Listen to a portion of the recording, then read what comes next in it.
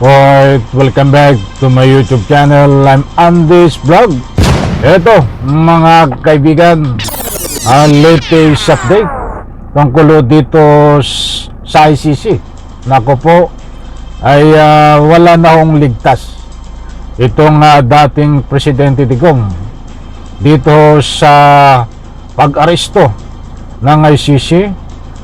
Sino ba nga aresto? Ito ba nga Interpol? Nako po, ay napakainit pong usapin itong lihim na pag-aresto dito kay dating Presidente Digong. Wala hong ligtas. Walang kaligtas-ligtas, sinuulit ko po, mga mahal kong taga-subaybay, sapagkat aarestuhin na ito ng ICC kahit ano pang pangyayari, kahit ganun pa ang kanyang katayuan sa edad. Kung ano bang edad ngayon ni dating Presidente Digong? Wala hong sagabal, hindi sasantuhin ang kanyang edad dito sa pag-aresto ng ICC, ng Interpol sa dating Presidente Digong. Naku po, wag po kayong aalis at bibigyan po natin ng linaw ito. Alam nyo ho, ay ilang linggo na ho itong kalat na kalat sa social media na by September. Nako ho, anong mangyayari by September? Ito hong si Digong by September ay nako po, ay kukunin na at dadamputin ng ICC. Nako ho, mga kaibigan, sa lahat po ng nag-aabang dito ho sa paglabas ng warrant of arrest ng ICC, muli kong ulitin, yan ho ay natalakay na natin na mispong dating retired Chief Justice Renato Carpio ang nagkumpirma ho. By September ho lalabas ang warrant of arrest nitong si Digong. Aba, ilang tulog na lang ho. Kung by September ho lalabas ito, ay ilang tulog na lang po, di po ba? But ito po ang mainit na usapin ngayon. Itong hindi sasantuhin. Kung ano man ang kahilingan ni Digong dahil sa kanyang edad, at makiusap siya, ay hindi po hadlang. Wala nang makakahadlang para maaresto ho ng ICC itong dating Presidente Digong.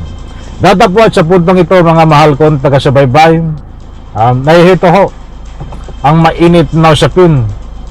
Ipapakita ko po diyan sa screen, buhat dito sa AKB Express News. Ay ito ang artikulo na nasasaad ho. Ito ang mainit na balita galing po dito sa AKB Express News. Nandyan ho, ipa-plus ko sa screen. Pwede nyo pong i-screenshot kung hindi nyo po lubos maunawaan. Nandyan ho, kahit thunders na ICC, tutugisin pa rin si Digong. Naku po, ay matindi ho. Nandyan ho, isa pa, maglabas pa rin ng arrest warrant ang International Criminal Court ICC laban kay dating Pangulong Duterte sa kabila ng edad nito. Kahit thunders na ICC, tutugusin pa rin si Digong. Ay maliwanag ho, mga mahal kong taga-subaybay, na kahit gano'n ang edad ni dating Presidente Digong ay hindi hadlang, talagang tutugisin na ng ICC. Ala, ay magdala ka ng tungkod. Di po ba, mga kaibigan, di po tayo nagpapakalat ng fake news. Nandiyan po sa screen, pwede nyo pong screenshot yan, at nang sa ganon lubos nyo pong maunawaan. Ito pa, maglabas pa rin ng arrest warrant ang International Criminal Court ICC laban kay dating Pangulo Rodrigo Duterte sa kabila ng edad nito. Maniniwala po tayo.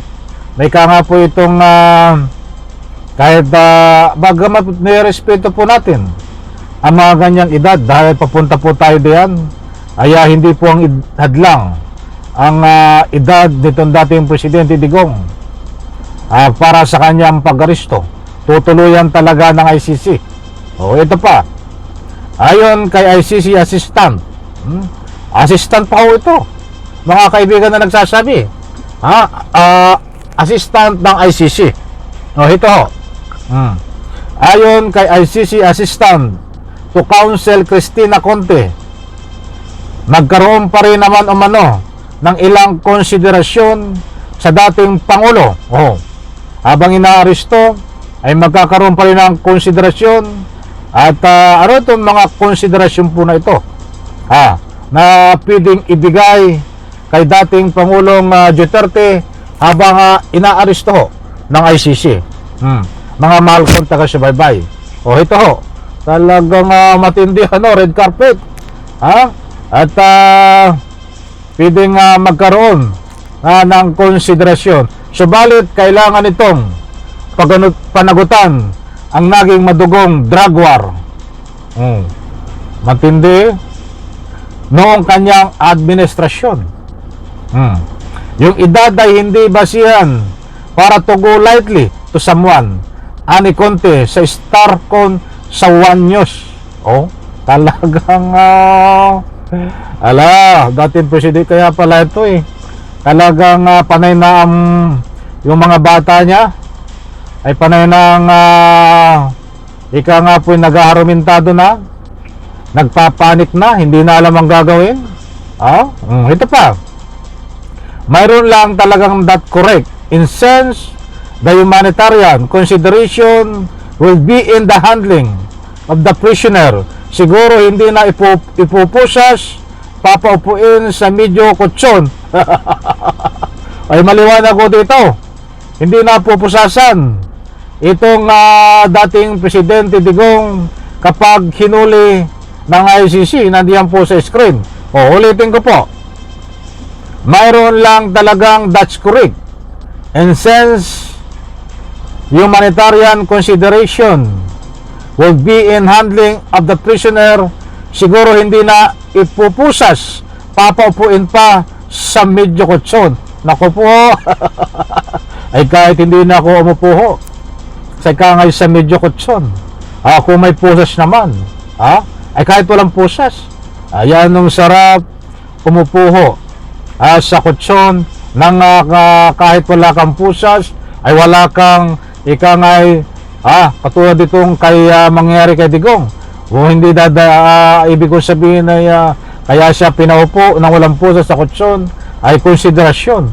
Yanong gandang upo sa kutsyon nang walang konsiderasyon. Yung sarili mo, uupo ka, malaya ka. Pero iba ho itong kay Digong, uupo sa kutsyon, but may konsiderasyon. Huhulihin siya, pero hindi nakapusas. Ay maliwanag po mga kaibigan, yung tandaan po natin, huhulihin si Digong, but hindi nakapusas, papaupuin sa isang kutsyon dahil bilang pagalang na naging isang presidente.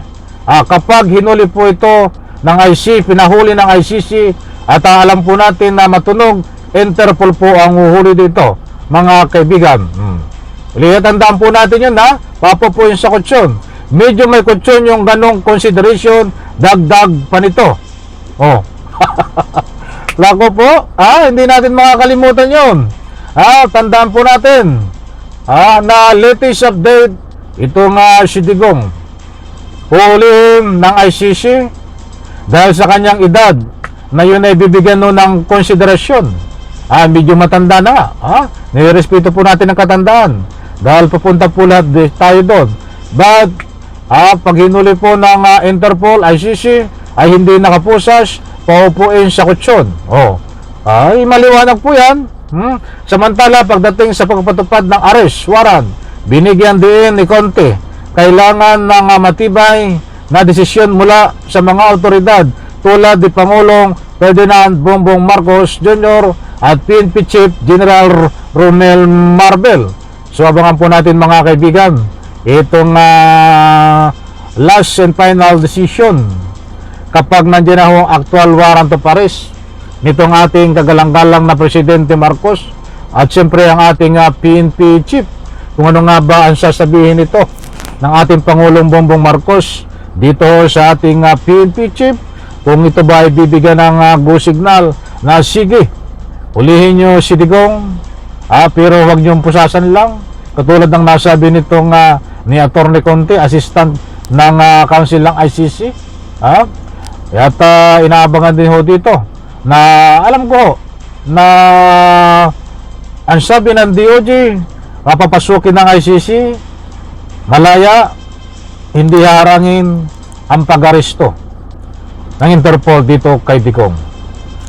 Abangan po natin yan, in instruction na ika nga po suspense, biglaan, na magiging instruction pa kung ano pa ang magiging instruction sa kapulisan nitong ating kasalukuyang Pangulo Bongbong Marcos. So kabang-kabang po ito, alalahanin po natin, tandaan, wala makakapigil sa pag-aresto na dito kay Digong kahit ganun pa ang kanyang edad. Ang ating Pangulo, ang ating pamahalaan na hindi rin po harangin ng Interpol. Subalit kapag siya inaresto ay hindi nakapusas, nakaupo sa medyo kutson, dadalhin at kinuhulihin mga kaibigan.